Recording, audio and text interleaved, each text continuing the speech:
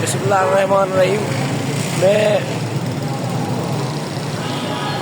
जनाब बलाल भुट्टो जरदारी से गुजारिश करता हूँ कि आज तीस रात ने सिंध भर के असातिज़ा अपने जायज़ हुकूक के लिए कराची प्रेस क्लब पे सरापा एहतजाज है। 15 साल से पीपल्स पार्टी की सिंध के अंदर हुकूमत है। 1.25 लाख असातिज़ा, 1.25 लाख खानदान। आज तीसरा दिन हो गया है। पहले दिन हमें कहा गया आपके मुतलबात हल करते आप सीएम हाउस पे मत जाओ। 10 फरवरी को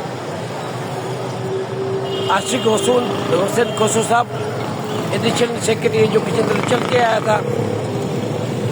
उसके बाद डिप्टी सेक्रेटरी फाइनेंस यहाँ पे चल के आया था। उसने वायदा किया लेकिन आज तक वफा नहीं हुआ। बलाल भुट्टो जरदारी साहब, आप KPK के असातिज़ा,